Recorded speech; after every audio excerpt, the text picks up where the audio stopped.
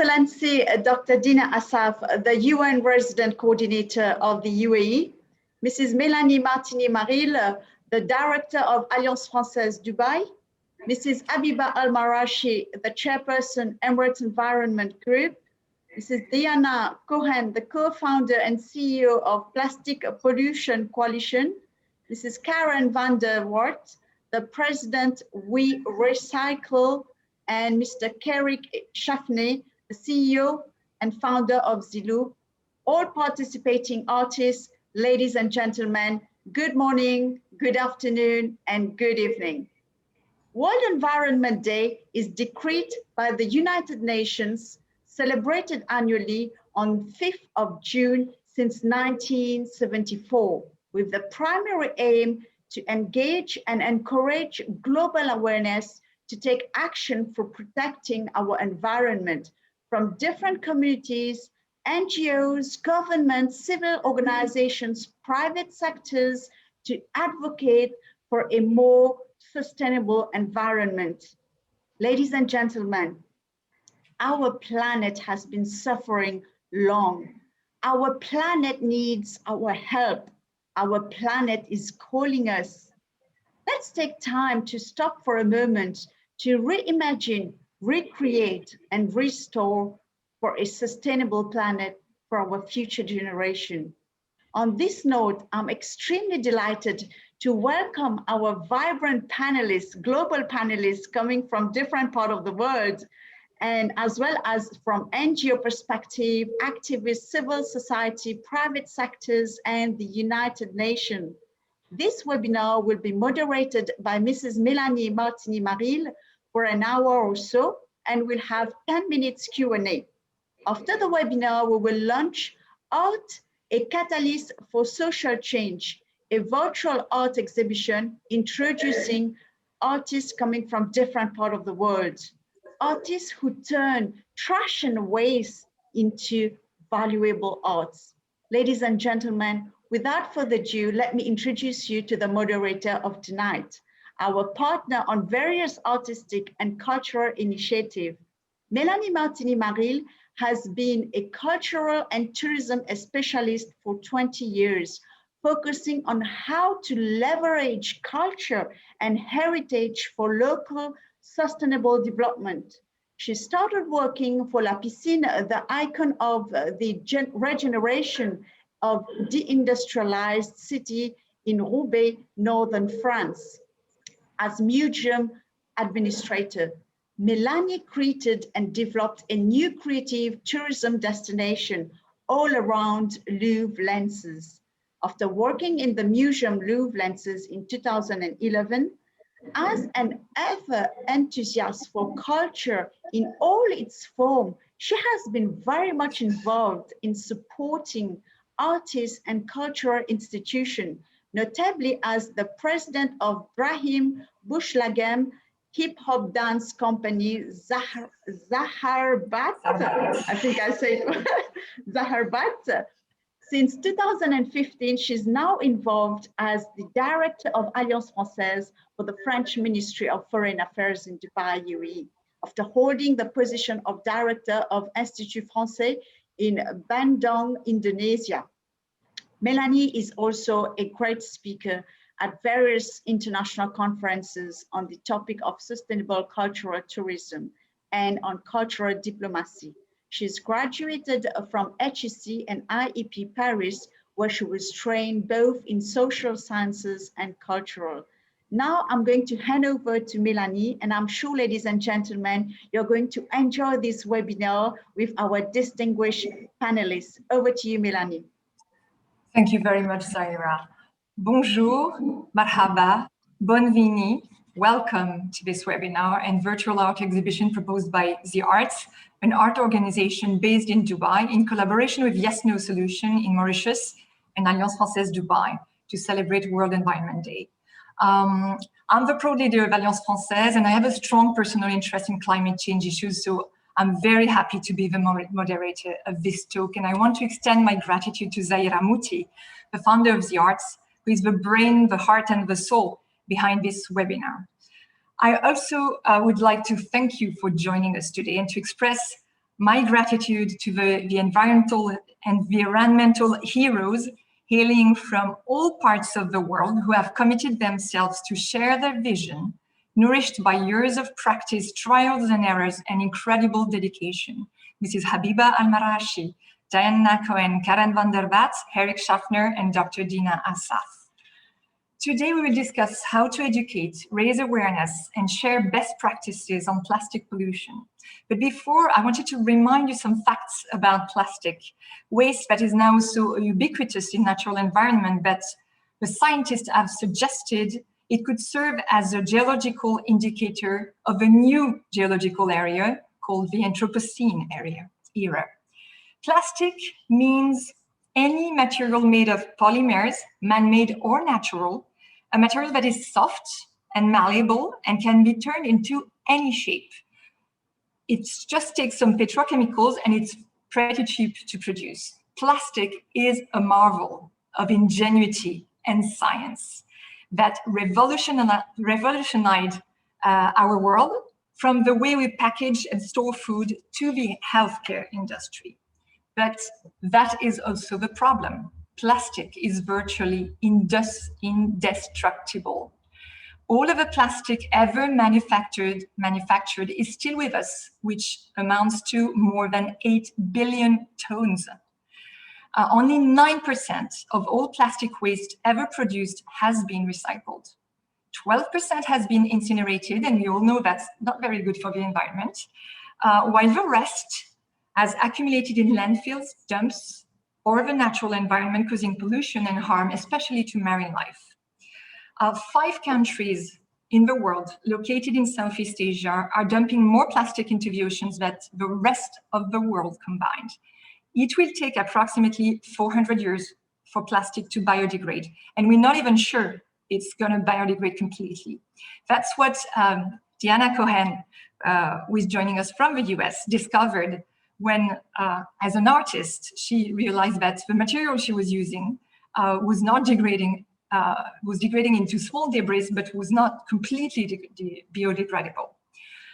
We are seeing some other worrying trends. Since the 50s, the rate of plastic production has grown faster than any other material.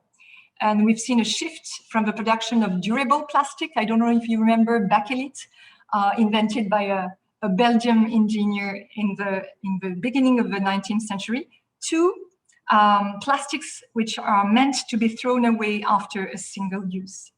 If current trends continue, by 2050, the plastic industry could account for 20% of the world's total oil consumption. So basically, the more plastic we make, the more fossil fuel we need, and the more we exacerbate climate change and deplete natural resources, which is the first challenge, the only one actually in the 21st century that we need to address. On a brighter note, plastic pollution, because it is much more visible than air pollution or ocean acidification, is now a prominent public topic, initiated by the work of NGOs such as the Emirates Environmental Group, We Recycle Mauritius, or Plastic Pollution Coalition. So even the big polluters have to act under public pressure. McDonald's, for example, a world trash champion, changed their policies to comply with regulations in 2020. Governments also, in the framework of the UN SDGs, are getting pressurized to act. In the last decade, dozens of national and local governments around the world have adopted policies to reduce the use of disposable plastic, the Global South actually leading the change. If you remember, Rwanda in Africa has started as a pioneer 10 years ago to ban disposable plastic. We will first get a closer look at how NGOs, pioneer NGOs, one in the UAE, one in the USA, are running public awareness campaigns and are working with the public and private sector to offer innovative and effective solutions to tackle the issue. And then we will focus on two champions of creative and adaptive strategies to local context. We recycle Mauritius with Karen van der Vat, and Zeloop in the UAE with Eric Schaffner. Then I will give the floor to Dr. Dena Assaf from the United Nations, and she will develop how the UNDG SDG is leading and monitoring goal achievement globally and locally. Thank you for all of us to be our heroes today. First, let me introduce Mrs. Habiba Al-Marashi, co-founder and chairperson of Emirates Environmental Group, EEG, a pioneering non-government organization established in the United Arab Emirates in 1991. It is an honor to meet you, Mrs. Al-Marashi. You have been fighting to raise awareness and design new solutions for waste reduction in the UAE for years. You are a woman of vision, committing yourself to education. You also sit on a number of boards that deal with women and sustainability in the region. You established the Arabia CSR Network in 2004 as the MENA's region's pioneering and only multi-stakeholder platform with local and multinational entities, and you had leadership roles in global bodies such as UN Global Compact, Global Investors for Sustainable Development, at the invitation of the UN Secretary General. Welcome to this webinar. Mrs. Al-Marashi, I will ask you how, as the chairperson of one of the first environmental NGO in the UAE and the first one in the world to receive an ISO certification, how did you achieve this success, and what are the challenges lying ahead in front of you? Thank you very much, Melanie, and thank you very much for inviting Emirates Environmental Group to be involved in this wonderful platform talking about environment and environmental advocacy through the medium of art. As you mentioned, we were the first environmental NGO to establish ourselves in 1991. And it was a group of people, like-minded people from different nationalities who came together. Our main aim was we wanted to do something good. We wanted to contribute. We wanted to participate in the sustainable development of this young country. Little did we know at that time that this organization will evolve and grow and nurture and become what it is, alhamdulillah, today. It has been a very satisfying, albeit very daunting journey throughout these years. And I remember that in the first years of formation from 1991 until the year 2000, we were really establishing ourselves, putting our roots solid in the country and spreading ourselves in the different emirates through the different sectors of the society. Don't forget, this is a transit society, so you may have worked hard and cut a good level of progress, and then you have a new batch of people coming from different parts of the world, so you start again from square number one.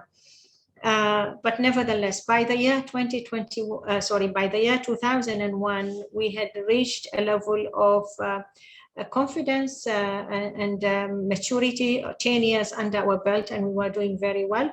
We started understanding what is the global scenario there, what can we do, and how can we become members of other bodies as well, and build our portfolio, and as well learn what is going on the global level, and how we can bring it to our country, and what can we take from here and share it to the global platform. So I don't know if I'm allowed to give a small presentation of the work of Emirates. Yes, you can share your screen, Habiba. Yeah. Thank you very much.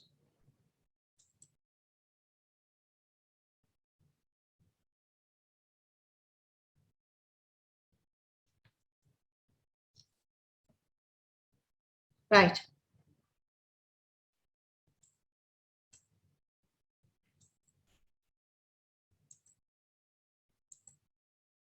So as I mentioned, we established in 1991, and our main aim was to help raise environmental awareness and towards the environmental protection in the country.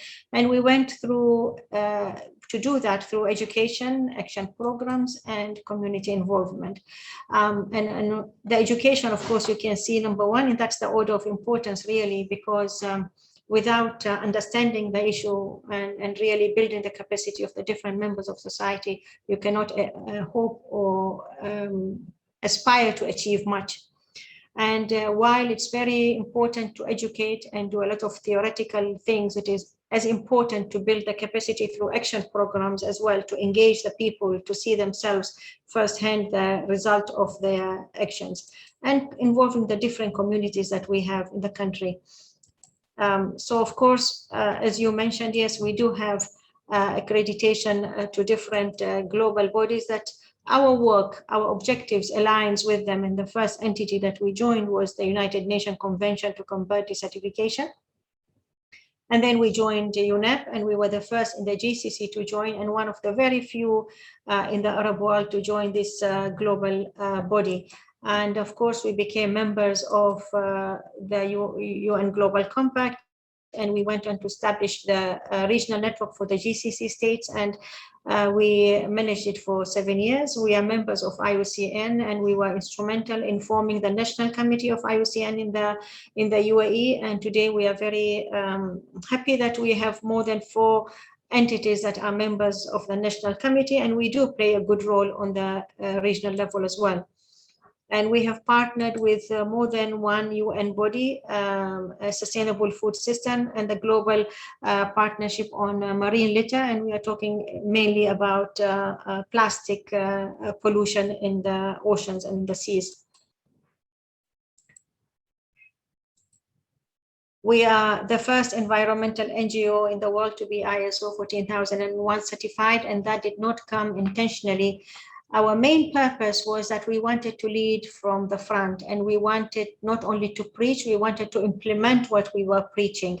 So when we went for ISO, little did we know that once we got it in June 2001, that we are the first NGO. And actually, when we received the letter from the ISO certification body, it was a delight, and it helped us a lot to utilize this accreditation to build the visibility of the group, as well as to encourage us and give us more confidence in knocking the doors of the different entities in the country, to encourage them and urge them to go for this ISO, which was step number 1 in managing environmental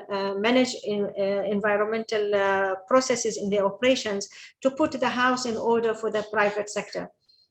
Of course, identifying who are the partners, this was a process that we initiated early on, and identifying the private sector as our main partner, identifying the academic institutions as one of the critical stakeholders and partners that we have on board, and we continue to do so, and of course, and other relevant international and national bodies.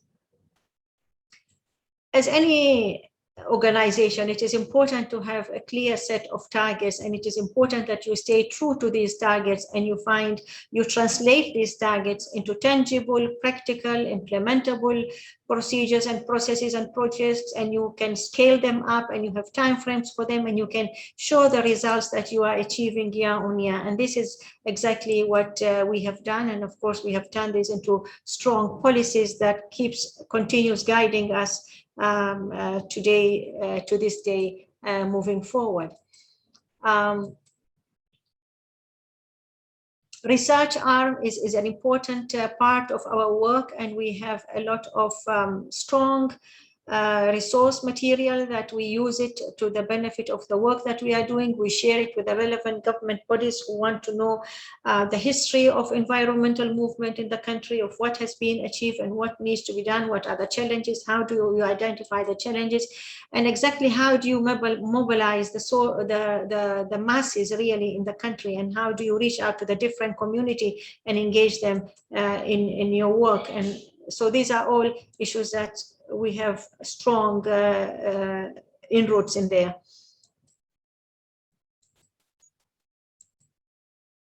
These are really the process that we underwent to map our partners and the entities that we will work with them, and cross-cutting with them as well is the media that we work with them closely. And again, I think it is one of the success areas of Emirates Environmental Group is that we stayed true to our focus areas. You know, we did not distribute, spread ourselves so thin that we did not know where we are heading. So education was the main part of our work and continues to be. Educational programs and awareness programs. Waste management and recycling is again another area that we are very famous for, and we were the first entity to roll this process in the country in the early 1990s in simple recycling programs, and we kept on building that process and the capacity until it is now a beautiful culture amongst the different sectors of the society, and it has helped several municipalities across the country to introduce the segregation bin system, the wet and the dry, and recycling and the percentage of recycling that takes place in the UAE compared to the other Arab countries, it is the highest, because now there are markets for it. We have local recycling factories that take on material from us and take it for recycling. It has helped many companies to set up businesses of collection procedures. It has started a lot of companies to actually go into recycling. So when we say that we do have recycling in the UAE, we are 100% sure that this is what is taking place.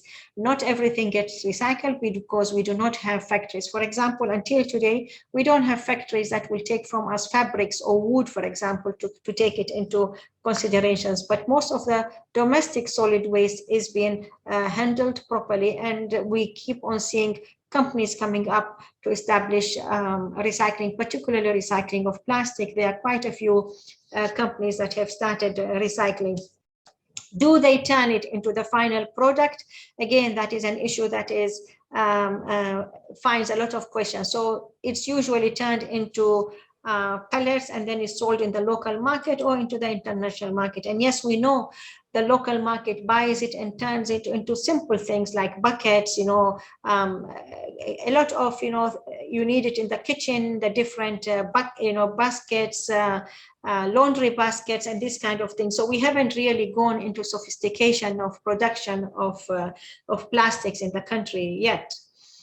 And this is an area that I always say you measure the success of a country by the industries that is there. And it is important that we develop different type of industries and that we bank on the success of the recycling programs that take place in the UAE to nurture the secondary industry. Community engagement and outreach is one of the most effective and successful ways of building up and engaging and achieving results. It's not an easy process. It's a very difficult process, but once you manage to really ride that wave, you can achieve a lot. It's true, Mrs. Habiba. Let me jump in. Can you tell us what is the most effective program that you ran so far? Okay, so we have many recycling programs. Clean Up UAE is one of the very effective platforms, but that is just to build the capacity and to raise awareness on the need of proper behavior, proper attitude when people go outdoors and want to enjoy themselves, and to ensure that people understand where garbage should end up. The other areas that we are very famous are our educational programs, but in our recycling program, the paper, the plastic, the aluminum, and I will take you through my presentation, the different short-term programs, but annual programs that really attract many participants. And the way we have structured it is you have options that if this one is not suitable for you, then you have other areas that you can be very effectively involved. So this is a quick sharing of what is our educational program. And you can see this is only sharing with you the numbers of students and schools that we involved this year in 2021 from January till April. This program finished, environmental drawing competition. The inter-school was in April as well on the occasion of Earth Day. This is the numbers of this year only. Inter-college, this is last year because it takes place in November, and that was last year's data. And students' workshop as well takes place in November, and outreach throughout the year. Of course, this has been affected hugely because of COVID-19, so that physical presence and participation and engagement with the schools and students has somehow been reduced, but we still engage with them online. That's a very interesting issue. We will come back on it later. We have a very little time left. Could you just focus on one point that you'd like to share with the audience about the educational programs? So these are some of the data that you see in our, since the inception of our educational programs. Now I'm going into the waste management programs, and this is important slide that I wanted to share. This data is what we have collected from January until end of May, just to give you a glimpse, and with different sectors of the society, of course. These are the data since the inception. So you can see here, it shows you which program. The paper started in 2001, so until end of May. These are the, this is the, the quantities that has been collected.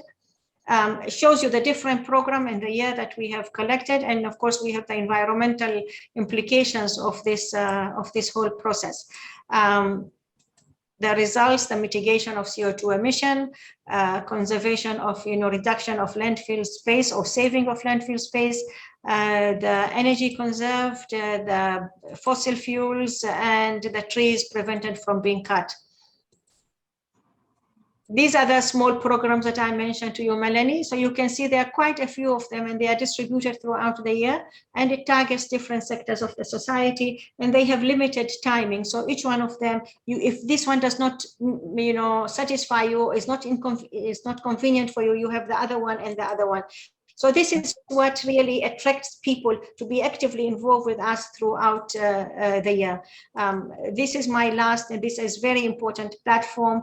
The action program is the cleanup. The intellectual platform is the panel discussion. This very intellectual, Dr. Dena has attended few of this, and she knows how it attracts people.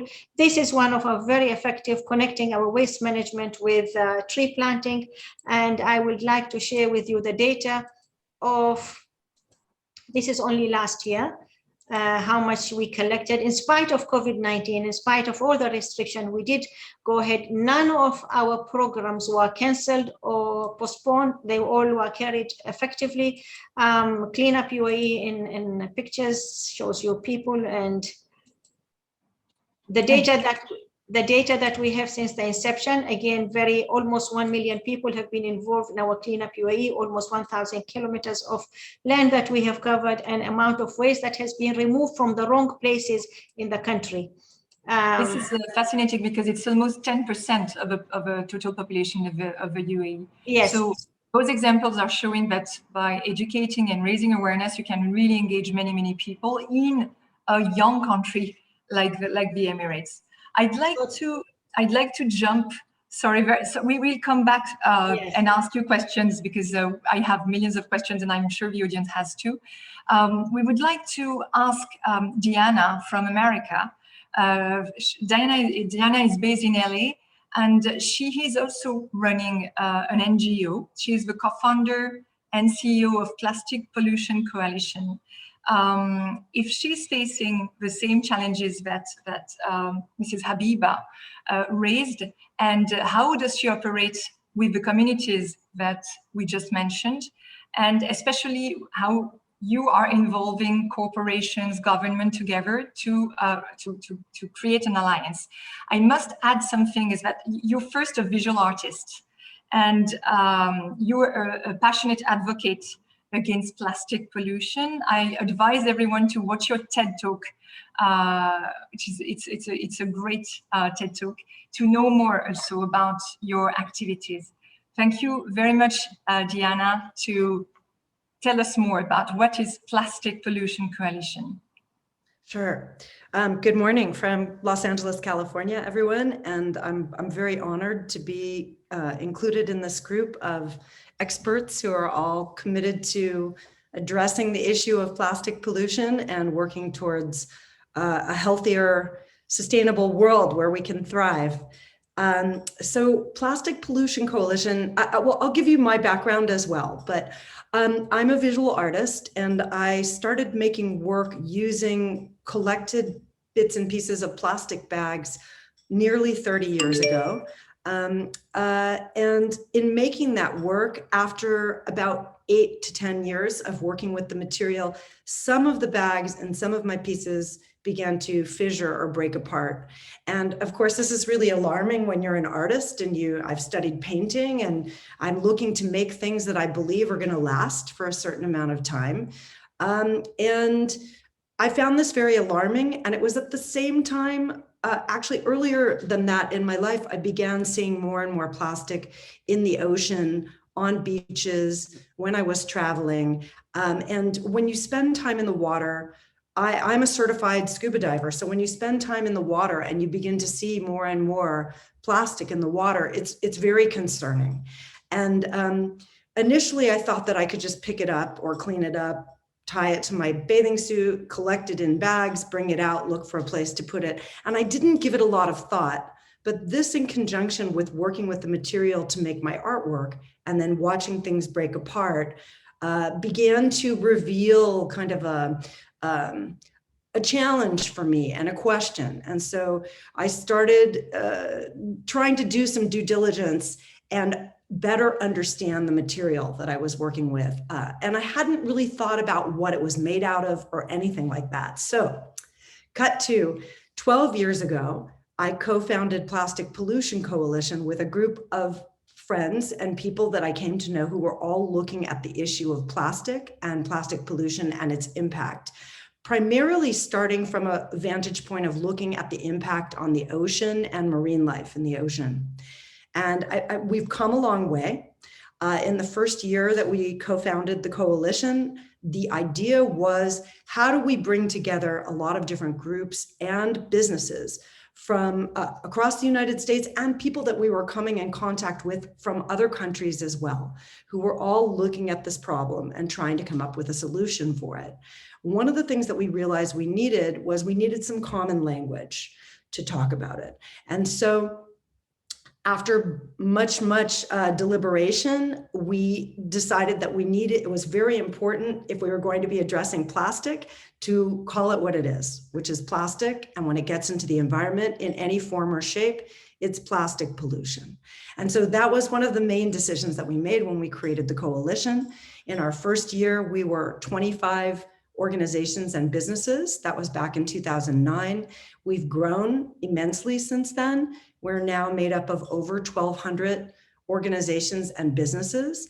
And interestingly, in the last 3 years, we are now more than 50% businesses, which I think shows a real upswing in awareness, public awareness throughout the business sector, that this is a problem and that this is an issue that needs to be addressed. So that is one of our main focuses, is to get people to understand more about the material and the impact of the material.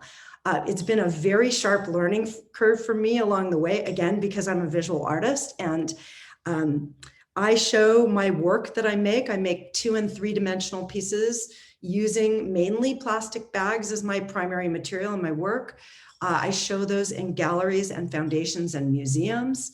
And I've really worked hard to find that nexus, that sweet spot between science and information, to educate people and communication with art and utilizing the arts, visual art, film, working with, interestingly, the first people who joined our coalition as notable coalition members were, many of them were professional water women and watermen, so surfers, divers, and chefs.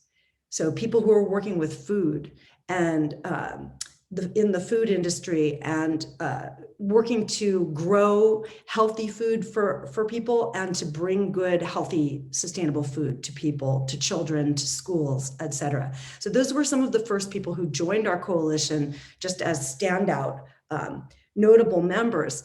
But we also saw the opportunity to work with, I'm based in Los Angeles, California, so I have grown up with and know a lot of people who are involved in the arts and the performing arts. So we were able to also work with the strength and the power and the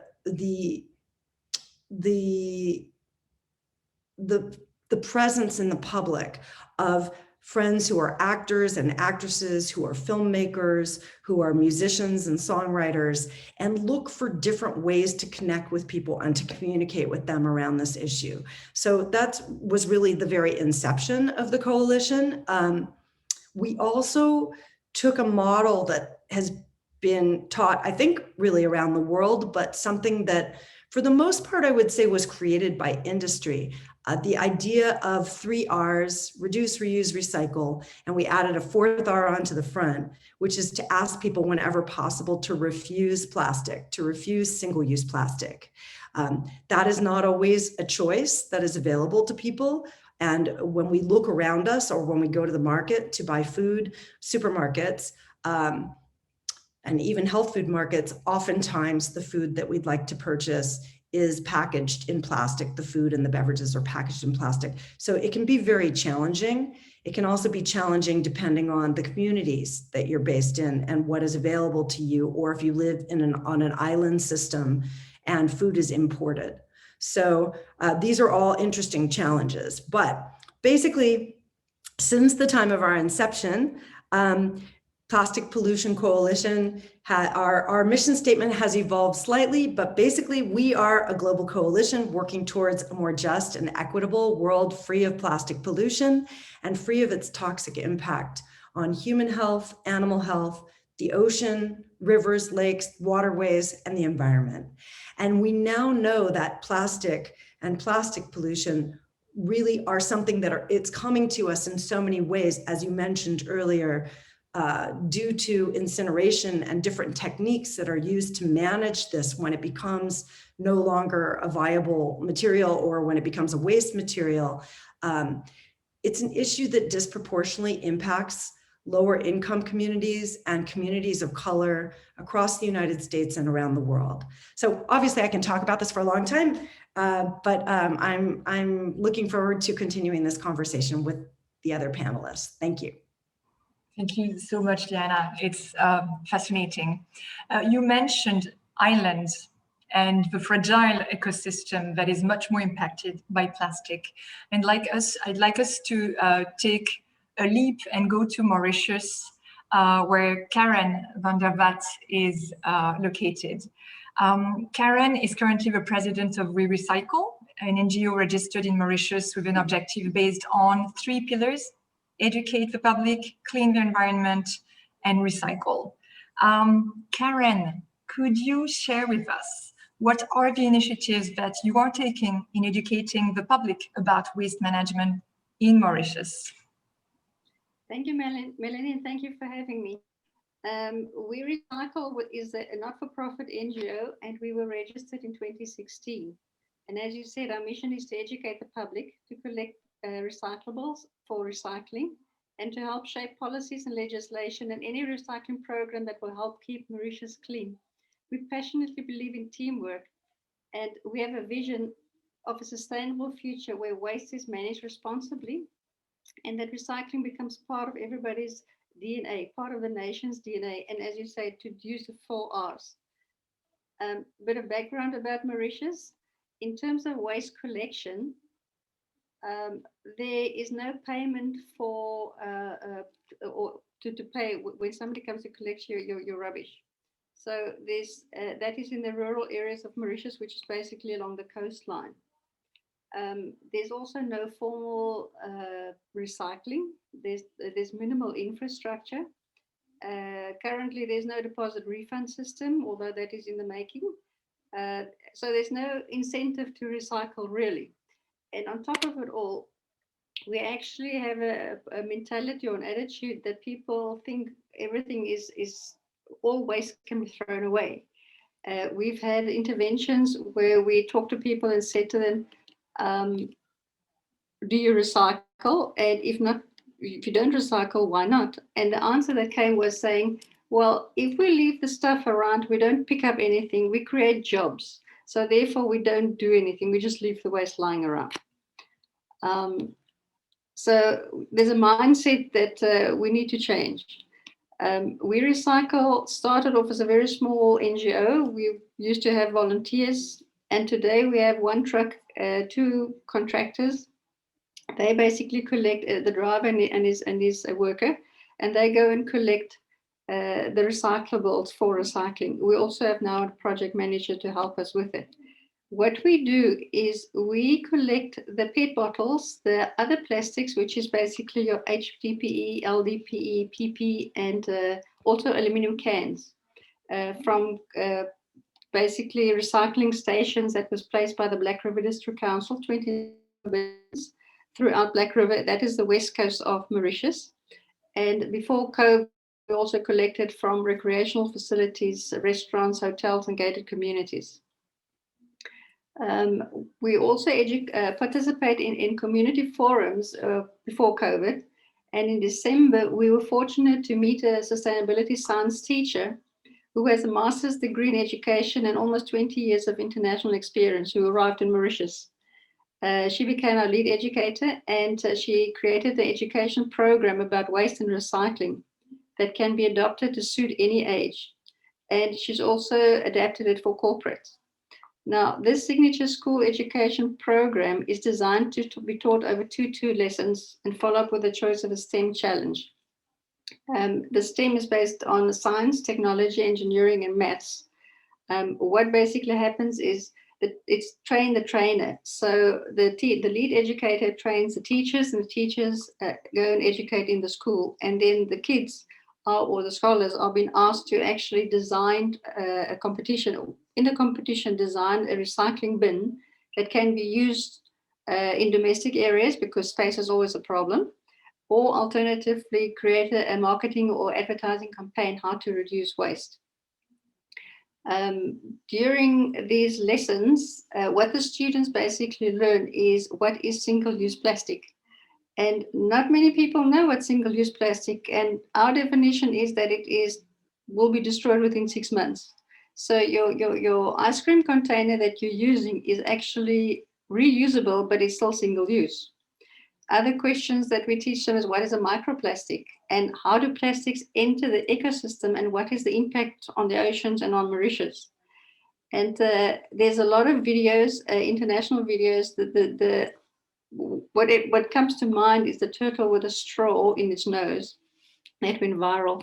What we're trying to do is basically tell the people this is the result of what you do if you don't recycle, and scare them into what is the end result going to be. And then that's followed up by what can we do to reduce our waste impact on the ecosystems, the 4 R's, or also the 5 R nowadays, 7 R's, but just do the basics first. And then also we educate the people saying what is recyclable in Mauritius, because not everything is recyclable in Mauritius. We have created a table with the 7 symbols of recyclability. We take it for granted that the people have seen these little triangles on plastic, and that they know what 1 stands for. 1 is for PET, 2 is for HDPE, and so on. Believe me, not many people do know that. We had international visitors that quite senior, and they've never seen it on a bottle. So we have to start right at the beginning of educating. We've had 3 corporate sessions so far before COVID stopped all of it, and the feedback was very positive. The people are actually enjoying the classes, which is nice. We've also had help to get into schools. We're piloting in 2 government schools. However, COVID is a spanner in that, because the academic year for 2020 has only been completed in 2021. And the start of the new year that is also now being postponed because there's a second lockdown in Mauritius currently in place. Because of that, we've also tried to go to the network, the ANFA network, where that is the alternative network for schooling. It's basically not the formal network of schooling, but informal. Other ways of meaning of educating the public is through social media, for Facebook, Instagram, websites, LinkedIn, and wherever we can. And then we also participate into cleanups, beach cleanups. Every so often there's an organization, an NGO that would like to have a cleanup. But somehow they always forget what happens to what they've collected in the end. What happens is the waste management collector comes, collects all the collectibles, what they've collected during the cleanup, and it goes to landfill. More than once that happened. So people need to know that what happens to it afterwards. As I said in the beginning, a few years ago, that is how We Recycle started. The Black River District Council had a foresight of put recycling stations in Black River. They put 29 bins there, but people used it, but they also threw all kinds of rubbish in there. The bins weren't particularly emptied on a regular basis, so that's how We Recycle came about, to actually said, we will empty these eco bins for you. What we found is that 2-3 years ago, the bottles that we collected there were full of liquids. I mean, the first thing you have to do is open up all the bottles, throw out all the water, because it's part of how you recycle. Now we find that there's less than 10% of the bottles actually do have liquids in and it's dirty. So what that teaches us is that people have actually moved on. They actually do their bit. They participate. And also in this year, before COVID, as I said, we collected from the hotels. They're now all closed because of either quarantine centers and there's no international tourism in Mauritius. So we are reliant on just the eco bins and the domestic people to actually produce the recyclables, and so that we can recycle them. For Phoenix Beverages, which is the bottle of Coca-Cola Mauritius, they have placed eco bins throughout Mauritius. They've placed 6 large bins in the Black River itself, and we have more to come. Just from those participating extra bins, we've seen the volumes. Well, in January 2020, before COVID, we collected more than a ton of PET bottles for January. Now with these extra bins, we're getting back to 800 kilograms per month, which is a huge amount for Mauritius being such a small island. Karen, you are underlining something that is extremely important. It's that recycling is a technical matter. It's complicated, and no one, and the public, the audience cannot know exactly how it works. So you led some initiatives to educate the public. And it's very interesting that you got so good results in such a short time.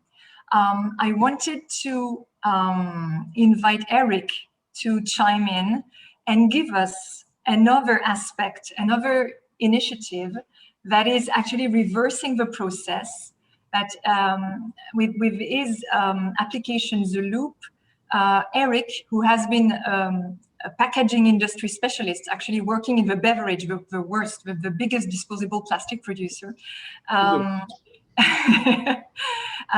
After moving to Dubai, Eric, you set yourself a new mission and you founded Zeloop.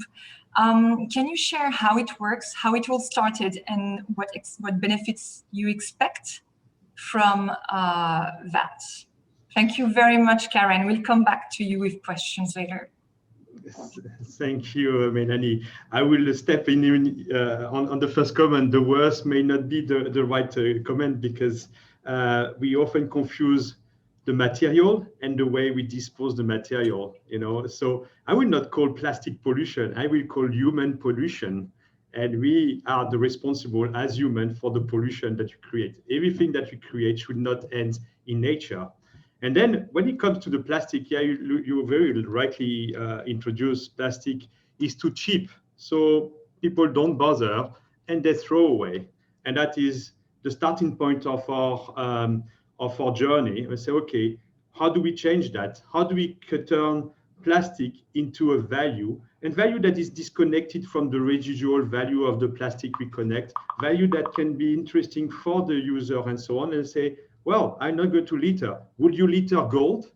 I doubt. I haven't found anybody answering yes to that question. And if I find one, maybe I will become a trash picker on that specific trash, but it's not there. But we want to turn the waste into value so people don't throw away, and simple as that. So that's where we started to say, okay, first point, we need to create value.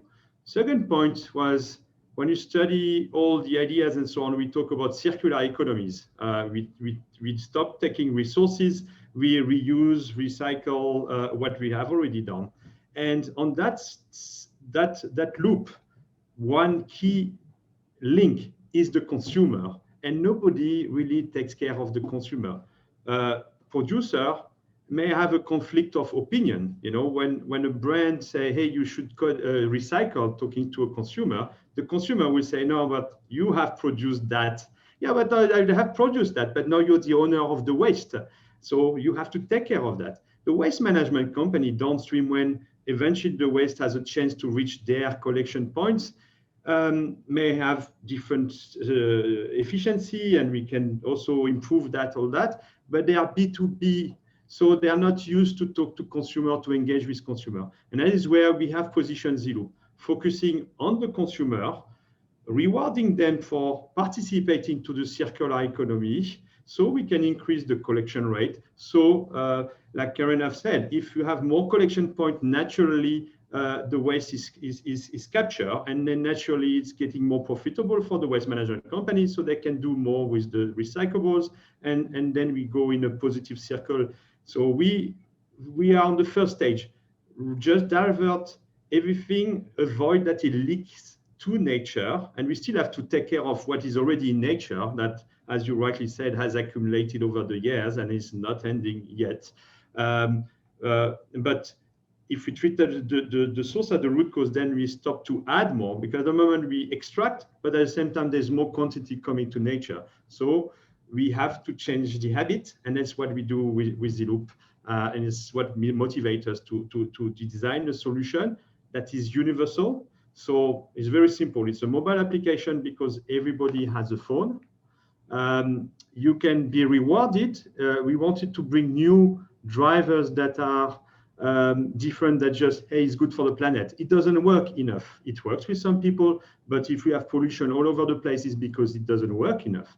So we have to get more new drivers for motivation. And that is where we play with Zeloop. We reward every single bottle, no matter whether it's PET, HDPE, small, large, clean, dirty, crushed, and so on. One bottle that doesn't end in nature or that is recovered from nature or deserves a reward. You can do that everywhere because the user can map bins. So Karen, to take the example in Mauritius, could add all the points of collection in Mauritius, and then the people in Mauritius will be started to be rewarded with our token that after they can redeem against goods and services. So it's universal. With your phone, wherever you go, wherever you live, you can carry on the gesture of being rewarded for one gesture, which is plastic collection. And it's also a platform so we can extend that reward of gesture for other recyclable or for other eco-friendly gesture. And we have that kind of discussion with other stakeholders. Wow, thank you so much, Eric. This is a very innovative approach. Can you share with us what are the results? You started very, very recently. How many people are actively using the application in Dubai, for example, in the Emirates, or globally, if you... So it's globally because we have released, immediately we released the application on a worldwide base on the two store, Apple and Google Play Store. So everybody can download the app wherever they are. So we have today 8,000, so it was released end of July 2020. We have about 8,000 registration. We have collection point 8,000 worldwide, 3,000 in UAE, the rest of the world for the 5,000. Collection point mapped by the user is about 3,700. And I would say 80% of those points have been mapped by the Zeloopians. We have also some challenges on a regular basis with partners that want to promote that. Some challenges, we had collected 50,000, we do about 50,000 on a month, 50,000 bottles just for UAE on a challenge. And some people collecting go up to 6,000 bottles a month. Wow, that's amazing. That's amazing. Getting a reward always works. So I hope this baby will grow in the future and that you can map the whole planet. Thank you very much, Eric. We have already 40 countries where we have bins mapped today. Yeah, Mauritius will probably join soon, I hope. That would be good. Thanks to this webinar. Thank you very much, Eric.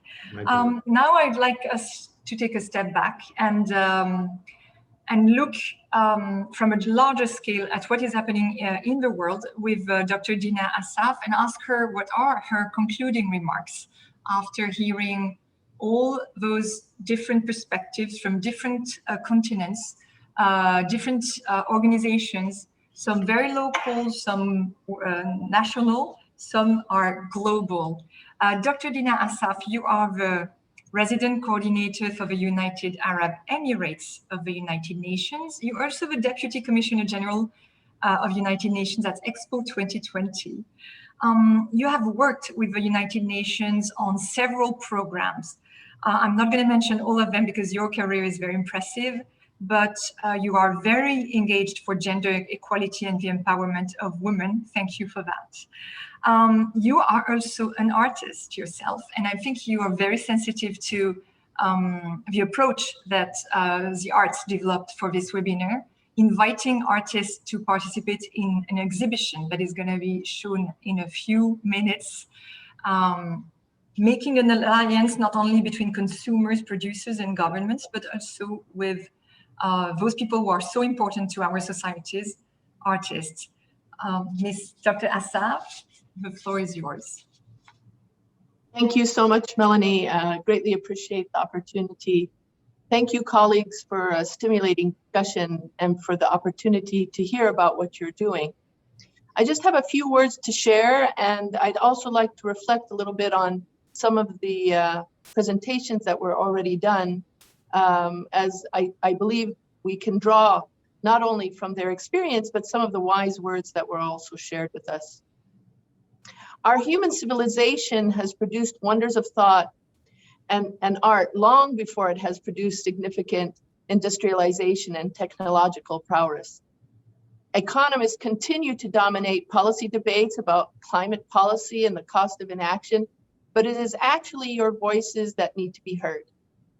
As you have shown and demonstrated through the discussions now and what we'll see later after this short discussion, is how arts and civic activism can revolutionize climate action. So I want to congratulate those of you who spoke today and those who are listening and working on similar types of activities. I was particularly struck by the work on containing plastic pollution. And I want to emphasize here, I liked the comment made by Eric about that we are responsible for the pollution created, not the items themselves are responsible. I think that was a very wise statement.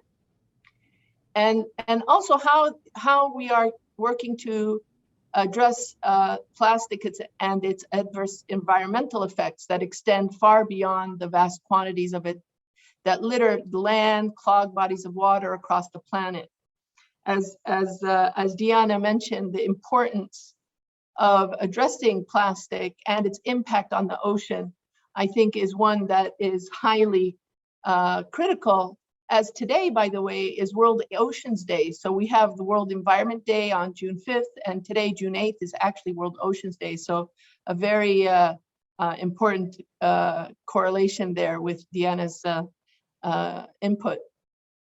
And as also discussed, we said that the quantity of plastic that we produce and use is simply mind-boggling, and going everywhere from a soda bottle to the polyester or other synthetic fibers, even in our clothes.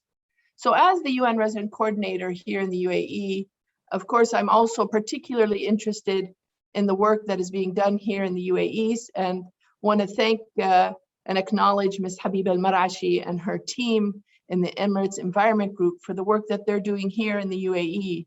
It is this type of work that we support very much as the UN to ensure that there is a spearheading of efforts on working on the environment. And you clearly had indicated the strong work of the EEG in your introduction of Ms. Habiba. But one thing that she also emphasized that I wanted to re-emphasize was that it's a combination of education, creating programs where you can take action, and then the community involvement. It is the combination of these that makes a difference. And as Karen also had indicated, which I think then correlates with what also is being done by the EEG, is the whole issue around recycling not being easy at the forefront, but that people learn and start to participate when platforms are provided to them and they're given the opportunity.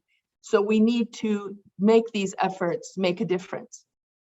So as all of you have shown, we do live in an interconnected world, and I'm glad to see speakers from different parts of our beautiful planet. And as an interconnected world, we also have common problems and challenges, and they're similar. And one reason we have a common, which is one reason we have a common agenda for the future of our planet here. And this is the work that we're doing as the United Nations with the rest of the world around Sustainable Development Goals and what we call Agenda 2030. It's referred to as Agenda 2030 because it's a plan that the planet put together for the next, well, less than a decade left now, for the year 2030 as to what we need to achieve together to have a better planet. So if you haven't heard of the Sustainable Development Goals or Agenda 2030, I would highly encourage you to Google that. And you'll see here maybe, I don't know if you can see that, but I'm wearing the logo pen for the SDGs. So our global footprint requires clear and measurable actions on pollution, biodiversity, global warming, and to protect our planet from the many dangers of climate change. The problem we're facing now is that while we see significant progress on the social and economic aspects of Agenda 2030, we see sharp regression on environmental aspects, both here in the UAE and globally. The UN Secretary General, Mr. Antonio Guterres, described the situation we're in as a climate emergency. And I can't emphasize enough how grave the situation is and how much more effort we need to put on this. So just to give an example, and I'll be rounding out here in about a minute or so, Melanie, but just to give an example, progress on SDG 13, which is the 13th SDG, and just to note, all the SDGs are not prioritized there's 17 of them. They just have to be in some form of an order, but they're all just as important as each other. So SDG 13 is on climate change and indicates that there are major challenges that we need to address as the planet. And the UAE, along with another 36 countries, are still facing challenges related to climate change. It's the single SDG where the UAE, who is progressing on all other SDGs, is regressing, as well as 38 other developed or high-income countries. So it just shows that even as developed and high-income countries, the whole issue of climate change still continues to be a challenge. And at the same time, we have in the lower income and small island states, developing states, and we have with us someone participating from Mauritius who can also speak to this. They pay the price of climate change with little access to mitigation, remedial, or coping support. And in the United Nations, a particular effort is placed in supporting small island states. So we in the UN continue to highlight the seriousness of this situation And especially on days like today, where we commemorate the importance of our environment. And as I indicated to you, it's also World Oceans Day. I call on you to continue with your important efforts and with the hope that we would succeed in our collective efforts to avert a worst case scenario for the sake of our planet, our oceans, and our future generations. And I want to thank again for this opportunity to engage in a stimulating discussion and to learn more about your work. But before I end, I do need to also thank Ms. Zahira Muthi and the ZeeArts team, who have created this platform for creative professionals to be part of the development discourse to help influence minds and hearts towards better decisions and policy impact. Today's panel discussion and the following virtual art exhibit are a very good example that show how each of us can bring our networks and communities together to be part of the discourse and the solutions that we all need. So together we can make a difference. And thank you very much. Thank you, Melanie. Thank you so much, Dr. Assaf. I'm going to now give the floor to Zahira to take us on the artistic journey that she has been preparing for weeks. Zahira, are you here with us? Oh, sorry, I was mute. Thank you very much, Melanie, for this session. Thank you very much once again to all our distinguished panelists. It's been really indeed a very powerful knowledge sharing and great insight on different initiatives from various countries and different level. Kudos to you all. Thank you very much. And we'll get the time for a group photo. Maybe we do it now before we launch the exhibition, right? So let's have a group photo. I'm going to smile. Thank you. Thank you very much. And now, ladies and gentlemen, as you know, art is a universal language, and art is also a catalyst for social change. As the curator of this unique virtual exhibition, where you will discover artists from different countries, different background, different ethnic group, different cultures, different colors, but yet they all use plastic waste and trash to create art and music. I'm very much impressed indeed on how these art pieces has indeed inspired me, and definitely will inspire you as well. It will bring happiness, hope, and heal our planet. Ladies and gentlemen, I will now ask, before I ask Dr. Dena to declare the exhibition open, let me introduce you to all our artists. I would like to thank also all the artists who are here today, despite the different time zone from different countries. You have accepted our invitation indeed to join us tonight. First of all, I would like to introduce Mr. Alvaro Soler Arpa from Spain, Benjamin Wong from Canada, Dianna, our panelist here, Cohen from the US. Thank you very much for making it tonight, Dianna. Jérôme Tok from France, he's here tonight. Khalil Chisti from Pakistan, Kanta Kishore from India, Marina Debris from Australia, Mariska, thank you very much for joining us tonight. Mariska Nel from South Africa. Majo, thank you once again for being here from Netherlands. Ruben Antonio Molina from all the way from Venezuela. Thank you very much for joining us. We have also Veronica Renova, I'm sorry, Renova from Czech Republic. Thank you for being here tonight. Vic Sindodial from Mauritius and Yusuf Saidu from Nigeria. I would like also to extend a special thanks to one of the unique artists, Kan Chin Kin, a multidisciplinary artist from Mauritius who turned trash to music. Credit to Kan Chin Kin for the music background of the virtual exhibition. And now I'll invite Dr. Dena to declare the exhibition open. Thank you so much, Zahira. You always provide me these nice opportunities. The exhibit is open. Okay, let me just. There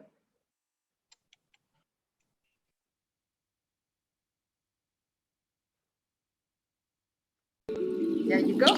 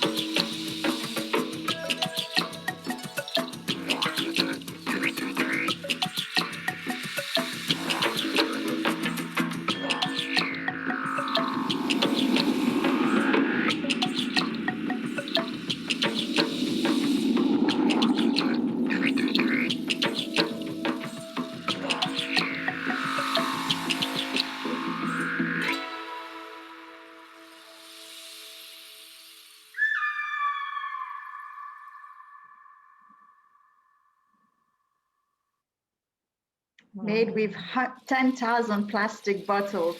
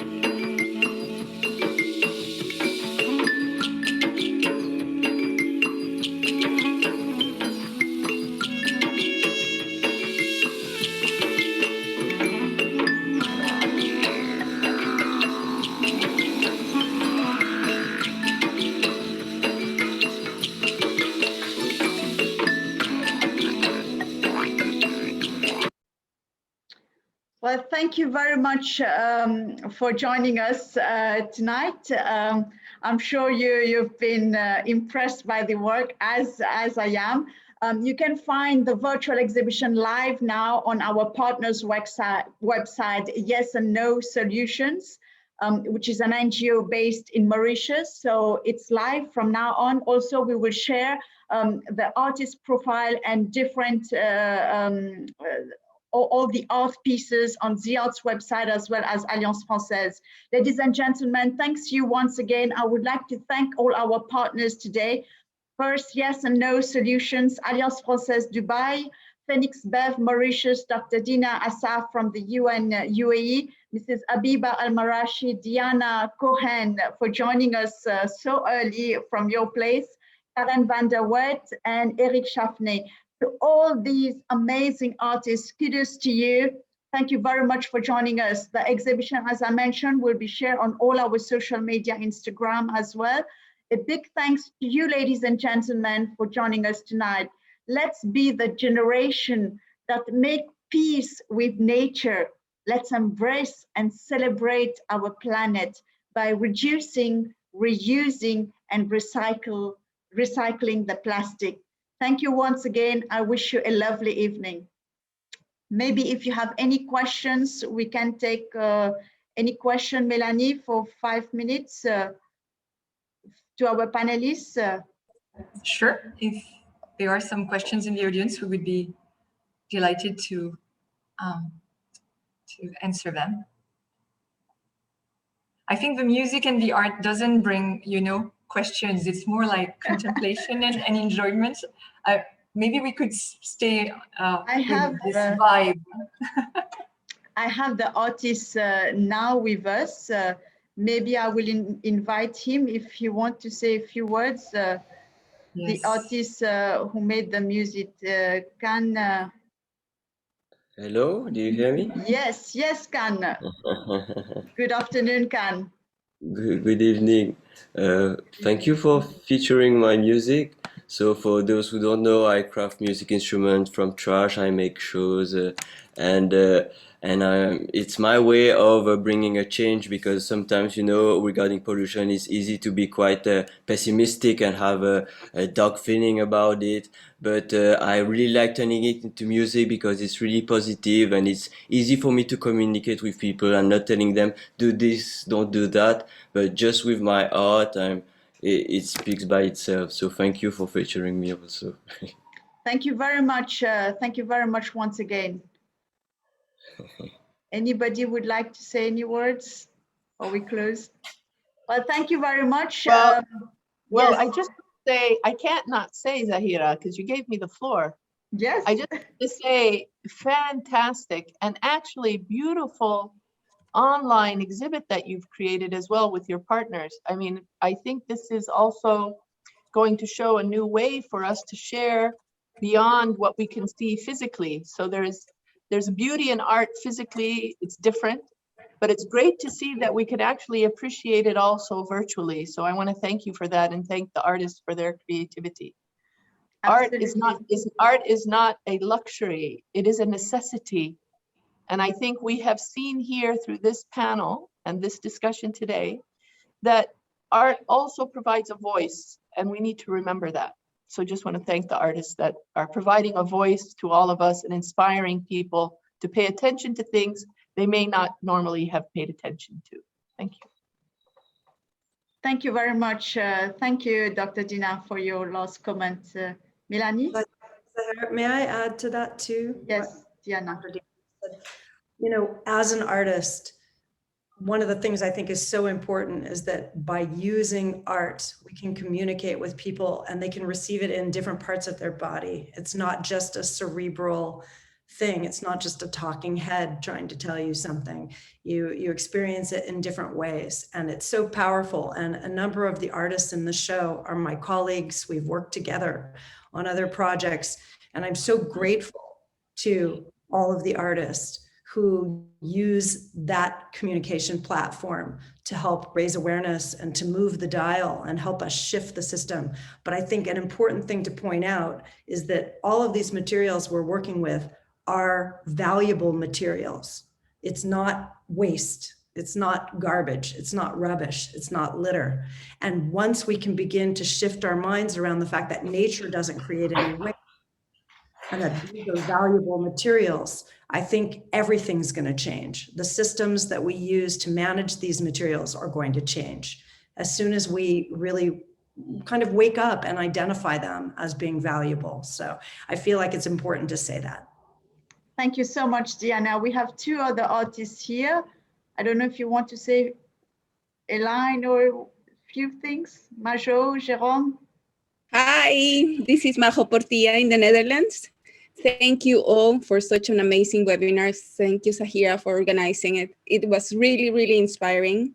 And it's so nice to learn a lot of things because, as you most said, that there's a lot of ignorance in the subject.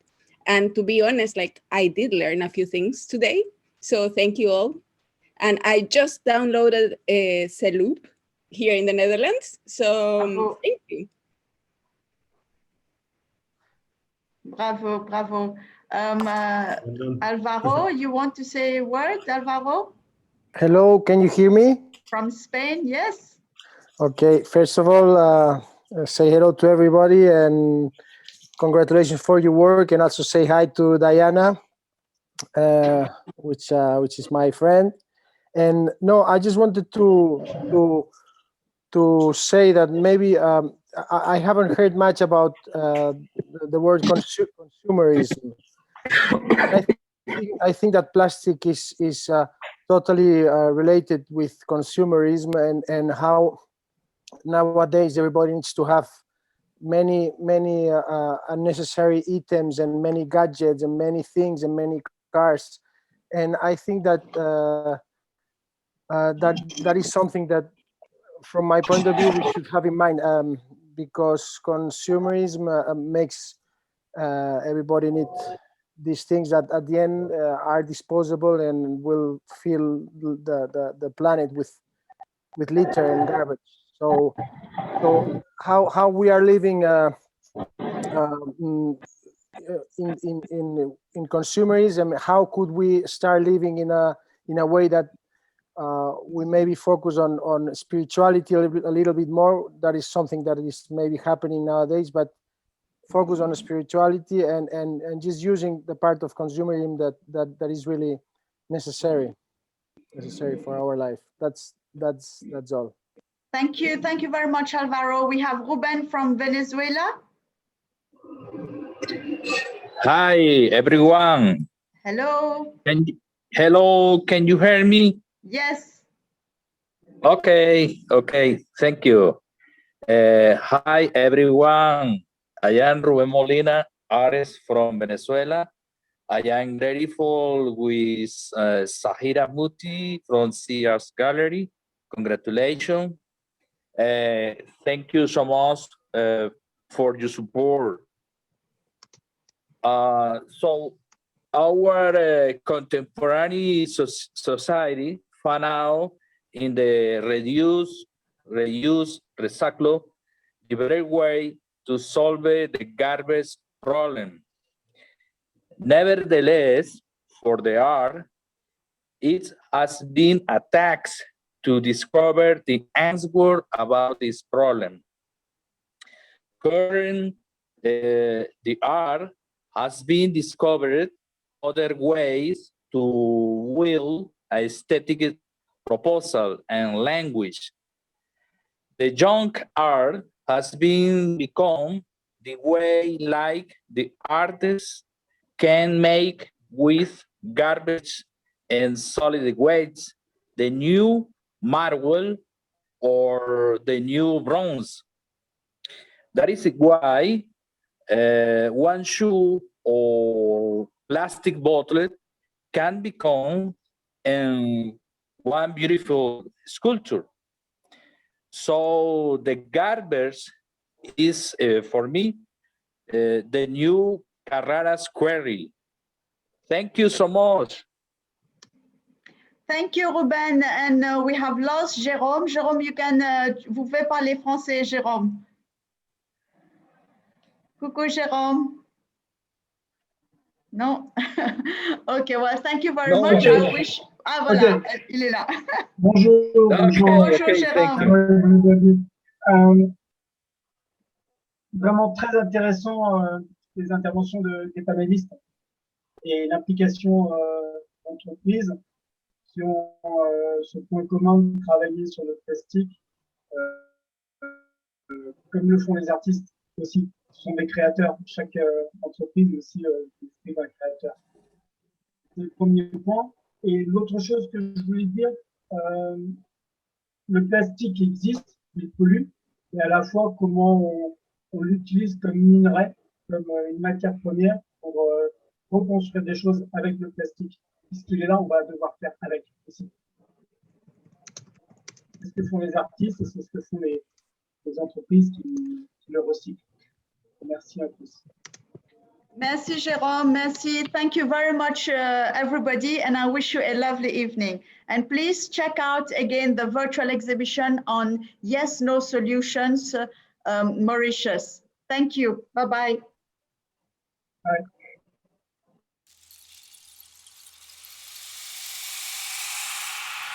Bye.